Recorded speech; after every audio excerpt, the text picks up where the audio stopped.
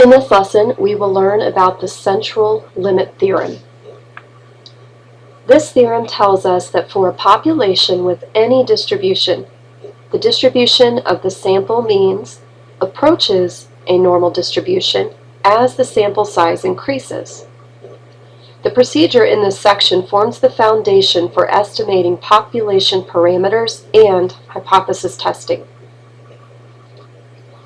So, if we are given that the random variable x has a distribution which may or may not be normal, with a given mean mu and a standard deviation sigma, and simple random samples all of size n are selected from the population.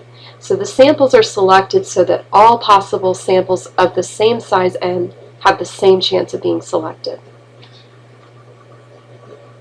So here's our conclusions. The distribution of the sample mean x bar will, as the sample size increases, approach a normal distribution. The mean of the sample means is the population mean mu. The standard deviation of all the sample means is sigma divided by the square root of n. So the standard deviation is greatly affected by how many we have in our sample. If we have more than one in our sample, we must calculate a new standard deviation. And the way we do that is we adjust the standard deviation by dividing it by the square root of n. This is also called the standard error of the mean. For samples of size n larger than 30, the distribution of the sample means can be approximated reasonably well by a normal distribution. The approximation becomes closer to a normal distribution as the sample size n becomes larger. If the original population is normally distributed, then for any sample size n, the sample means will be normally distributed, not just the values of n larger than 30. So the mean of the sample means mu sub x bar is equal to mu of the population. The standard deviation of the sample mean, sigma sub x bar, is equal to sigma divided by the square root of n. As we proceed from n equals 1 to n equals 50, we can see that the distribution of the sample means is approaching the shape of a normal distribution in each of these graphs. In this example, we can also see that as we increase our sample size from 1 to 50 in a uniform distribution, that the distribution of the sample means also approaches the shape of a normal distribution. And our original graph here is a U-shaped graph. So as we proceed from n equals 1 to n equals 50, we'll see that the distribution of the sample means, again, approaches a normal distribution. So the original shape of your distribution, as you increase your sample size, it will approach a normal distribution. So as the sample size increases, the sampling distribution of sample means does approach a bell-shaped curve or normal distribution. These problems will look very similar to the ones in the previous sections. But we now will have more than one in our sample. So instead of randomly selecting one person, you'll see that we'll select a group. When that occurs, we have to find a new standard deviation, or we have to adjust the standard deviation. Then we proceed like we did before. Suppose an elevator has a maximum capacity of 16 passengers with a total weight of 2,500 pounds. Assuming a worst-case scenario in which the passengers are all male, what are the chances the elevator is overloaded? Well, assume male weights follow a normal distribution with a mean of 182.9 pounds and a standard deviation of 40.8 pounds. First, we'll find the probability that one randomly selected male has a weight greater than 156.25 pounds. Then, we'll find the probability that a sample of 16 males together have a mean weight greater than 156.25 pounds. That puts the total weight at 2,500 pounds, which would exceed the maximum capacity. So for part A, we're finding the probability that one randomly selected male has a weight greater than 156.25 pounds. So using the methods in the previous section, we have to convert to a z-score first, and then we use table A2. So z is x minus mu divided by sigma. So we're taking 156.25 and subtracting the mean weight, 182.9, and dividing by 40.8. So when we get this value in the calculator, again, if you're typing it in one step, make sure you use parentheses around that numerator expression. When you get that final answer, you want to divide or convert to 2 decimals. So when I calculate this in the calculator, I get negative 0.653186. So we always round z to 2 places. So if that third number is higher than 5, you go up. This is not, so we're going to round it to negative 0.65. So when I look up z equals negative 0.65 in table A2, I find that the area to the left of that, so let's go ahead and look that up.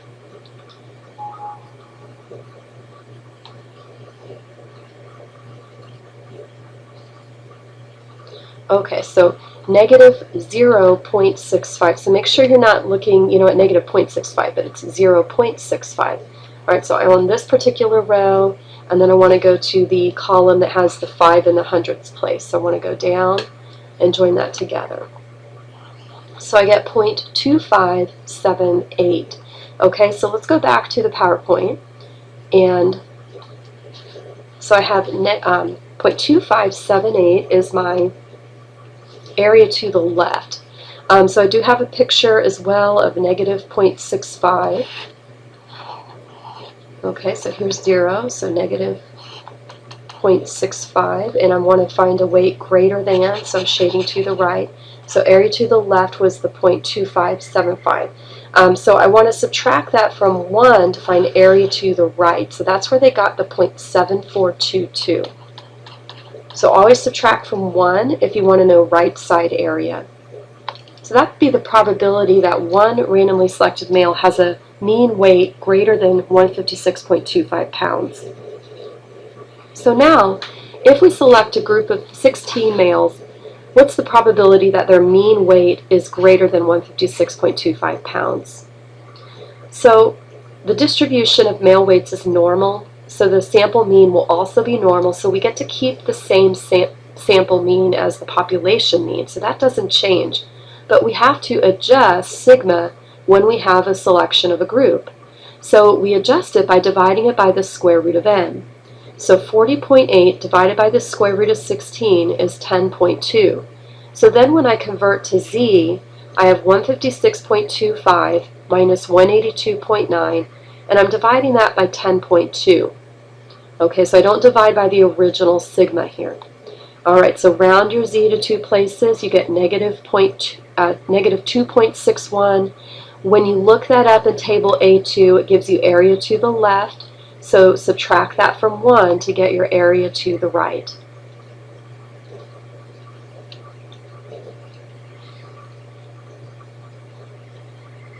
Okay, so then let's go back and look at that solution there. So let's look up negative 2.61 in our table.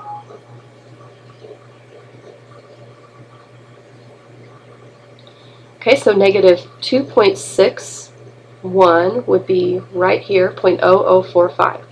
So when I sketch that, here's 0, here's negative 2.61, that's my z, and I wanted to find the probability that their mean weight exceeds that, so I want to find area to the right. So 0.0045 is area to the left, so if I subtract that from 1, so 1 minus 0.0045 gives me 0.9955. So there's a 99.55% chance that this group of males will have a mean weight exceeding that average.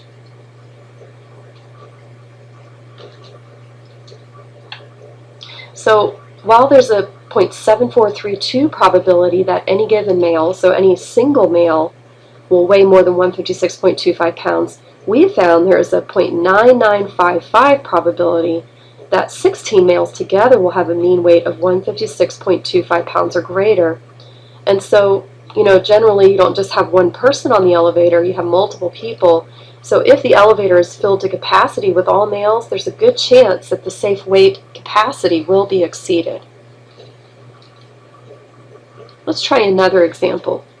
Assume that women's heights are normally distributed with a mean given by mu equals 63.6 inches and a standard deviation given by sigma is equal to 2.5 inches. If one woman is randomly selected, find the probability that her height is greater than 63 inches. So first let's find the z-score. So 63 minus 63.6 divided by 2.5. So the woman is, her height is 63 inches, that's my x. My mu is 63.6, I subtract that from x and I divide by sigma. I don't have to adjust sigma because I'm selecting only one woman. So I get a z-score negative 0.24. Always round z to two places. Second, draw the picture of greater than z equals negative 0.24. So I have negative 0.24 plotted, it's a little bit to the left of 0, and I shaded to the right.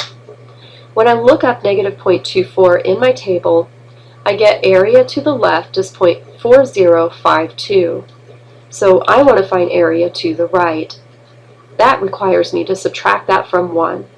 So I get 0.5948 or 59.48%.